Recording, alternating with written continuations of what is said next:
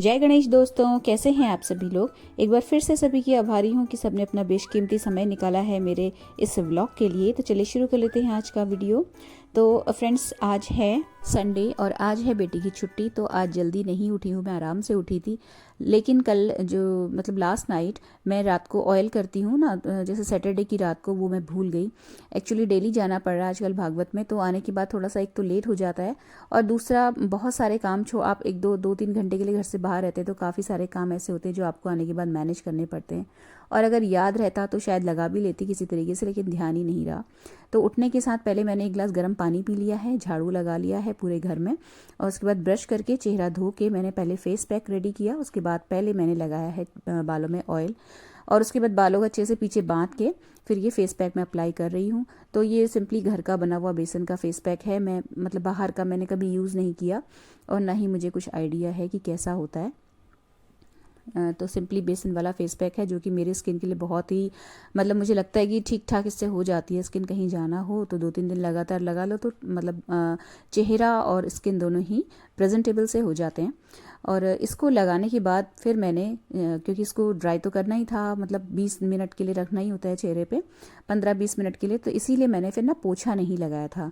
तो पहले face pack लगा लिया और ऑयल कर लिया बालों में, तो जिससे कि मेरे कम से कम चेहरे पे फेस पैक आधा घंटा और बालों में जो हेयर ऑयल है वो 1 घंटा तक रह जाए। तो उसके बाद फिर मैंने लगाई है लॉन्ड्री, और लॉन्ड्री लगाने के बाद फिर मैंने लगाया था पोछा।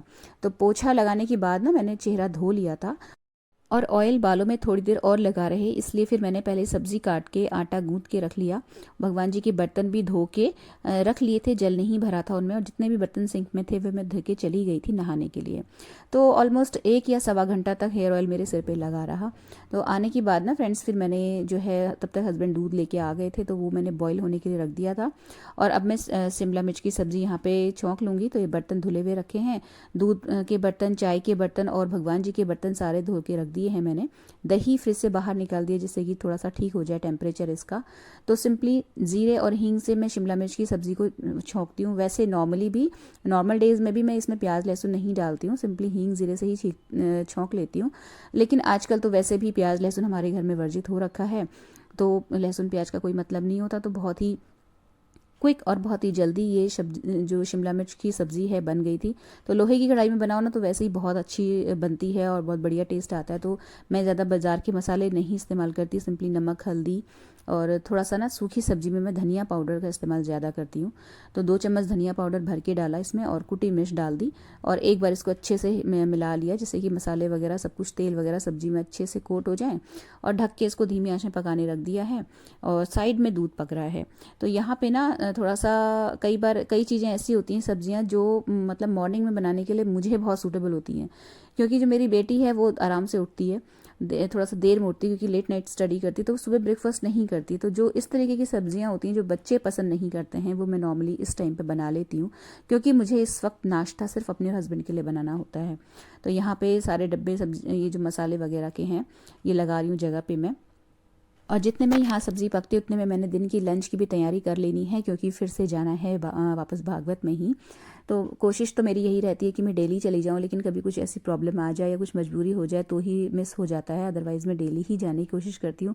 क्योंकि जब कथा सुनने बैठो ना तो लगता है कि कुछ भी छूटे ना, शुरू से आखिरी तक सब कुछ सुने, एक भी दिन की भी छुट्टी ना हो, लेकिन नहीं हो पाता। खैर, तो आज जाना है तो लंच समय से निपटाना है, तो इसलिए मैंने आज लंच में भी बहुत सिंपल सा रखा हुआ है। ये जो छाछ है, जब मैं कल वहाँ से आ रही थी कथा सुन के, तो मैं ये छाछ अपने साथ लेते हुए आई थी रास्ते से। तो इसमें बस नमक, हल्दी और कुटी मिर्च और बेसन डाल के मैंने इसे भिगो के छोड़ दिया है। तो जब तक ये अच्छे से भीगेगा, बेसन फूलेगा, मैंने पराठे सेक के हस्बैंड का ब्रेकफास्ट लगा दिया। उसके बाद मैंने पूजा की, अपना नाश्ता किया। तो ये अच्छे से तब तक बेसन जो था फूल गया था और एक अच्छी सी कंसिस्टेंसी में आ गया था। तो हमारे वहाँ कड़ी थोड़ी सी खट्टी खाई जाती है ना, तो जो ये मट्ठा है इसमें अगर थोड़ा पहले नमक डाल दो, आधा पौना घंटा पहले, तो ये ठीक ठाक खट्टा हो जाता है।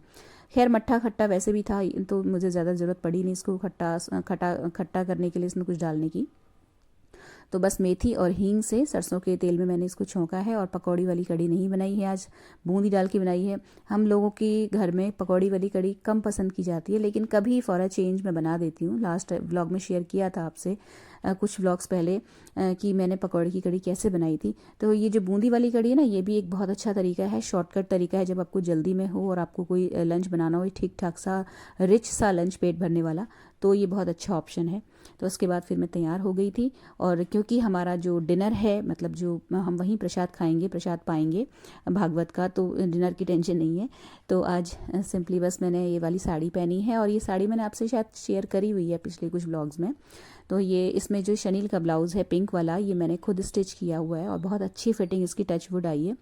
तो इसका जो गला है ना, मैंने वी शेप में बनाया हुआ है। इससे पहले वाले व्लॉग्स मैंने आपके साथ एक ग्रे कलर के नाइट सूट मैंने बनाया था, ये चीज़ भी शेयर की थी ना। तो वो ग्रे वाला कपड़ा और ये पिंक, ये दोनों शनील के कपड़े मैंने 100 रुपया प्रति मीटर के हिसाब से खरीदे थे। तो वो तो 2 मीटर में बना था, तो वो नाइट सूट मुझे मात्र 200 रुपये में पड़ा, और ये ब्लाउज़ मुझे लेस देन 100 रुपीज़ में पड़ा है, क्योंकि ये बहुत बड़ा अर्ज था इसका, और ये पूरा 1 मीटर कपड़ा इस ब्लाउज़ को बनाने में नहीं लगा हुआ है, काफ़ी सारा कपड़ा बचा हुआ है अभी भी। तो ये मैं आपसे कह सकती हूँ कि 70 रुपये का ये सिर्फ ब्लाउज़ मुझे पड़ा है। परफेक्ट फिटिंग आई है, और बहुत ही ज़्यादा मतलब स्ट्रेचेबल है ना। तो इसकी वजह से ये जो पिंक कलर है, रेड कलर है, 2-3 इस तरीके के ब्लाउज़ अगर स्टिच कर लिए जाएँ घर पे ही, तो ये बहुत सारी हमारी साड़ीज़ के साथ चले जाते हैं। और विंटर्स के लिए बहुत अच्छा ऑप्शन होता है कि अगर आप स्वेटर नहीं पहनना चाहते हैं, या इस तरीके से जाना चाहते हैं कि ठंड है, आपने स्वेटर पहन ली, लेकिन वहाँ जाके आपको उतारना पड़े या उतारने का मन करे, तब उतार सकते हैं इजीली, क्योंकि आपने अंदर एक बहुत अच्छा ब्लाउज़ पहना हुआ है जो आपकी ठंड को काफ़ी हद तक कंट्रोल। इसके बाद मैं चली गई थी भागवत में, तो मैंने वहाँ थोड़ी सी मतलब एक आधी कोई क्लिप बनाई थी, तो मैं आगे शेयर करूँगी आपके साथ। और उसके बाद हमें रात को आते आते 7:30 बज गया था। तो आने के साथ ही फिर मैंने सीधे चेंज किया है, बिल्कुल भी 1 मिनट का रेस्ट नहीं किया, क्योंकि हम लोग मतलब वहीं से खाना खा के आए थे।